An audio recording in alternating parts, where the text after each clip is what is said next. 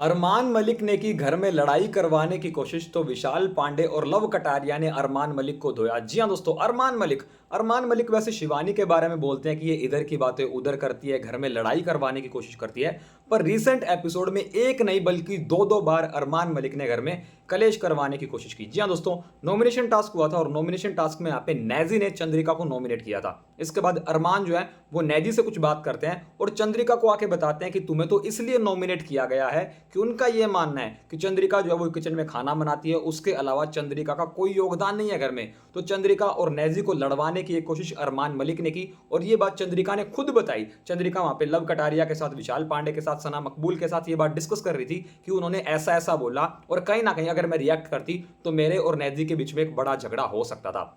उसके अलावा अरमान मलिक जी जाते हैं मुनीषा के पास, हमारी जो टेरेट रीडर है, और उन्हें ये बोलते हैं कि लव और विशाल कितने बदतमीज हैं। एक्चुअली बदतमीज उन्होंने नहीं बोला, उन्होंने कहा कि लव और विशाल आपसे बहुत ज्यादा छोटे हैं, आप उनसे इतने ज्यादा सीनियर हो तो वो आपको ऐसे मुन्नी मुन्नी कह के क्यों बात करते हैं। आप उनसे बहुत ज्यादा बड़े हो तो उन्हें एक रिस्पेक्ट के दायरे में रह के, एक तमीज के दायरे में रह के ये बात करनी चाहिए। जब वो इस तरीके से आपको बोलते हैं तो बिल्कुल भी अच्छा नहीं लगता।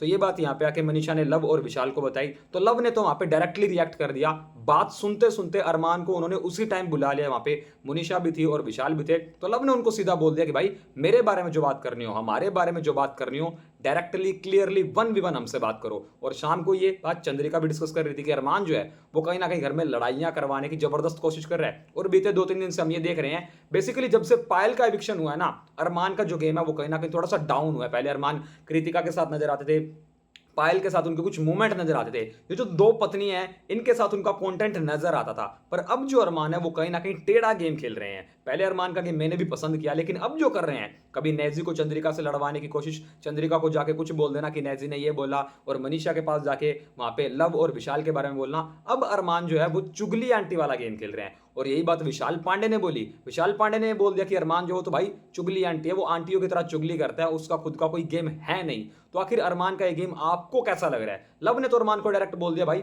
जो बात करनी है डायरेक्टली करो, हमसे आके करो, सामने करो। तो लव ने तो एक तरीके से धो डाला वहां पे अरमान को, और फिर अरमान भी थोड़ा सा डाउन होता नजर आया और उन्होंने बोला कि भाई मैं तो तुम्हारे फायदे के लिए ही बोलता हूं कि जनता ये देखेगी तो तुम्हारे बारे में क्या सोचेगी। तो वहां पे उनका साफ साफ पॉइंट था, जनता कुछ भी सोचे, हमारे बारे में अगर तुम सोच रहे हो तो डायरेक्टली आके हमें बताओ, ना कि किसी थर्ड पर्सन के पास जाके वो बात करो। सो गाइस, आपके क्या पॉइंट ऑफ व्यू, आपके क्या ओपिनियंस है अरमान मलिक इस गेम के बारे में? आप क्या कहना चाहोगे? कमेंट सेक्शन में कमेंट करके मुझे जरूर बताओ। बिग बॉस OTT 3 से जुड़ी लेटेस्ट अपडेट, लेटेस्ट न्यूज और लाइव फीड की सारी डिटेल को सबसे पहले जानने के लिए अभी सब्सक्राइब करो इस चैनल को और बेल आइकन को जरूर दबाओ।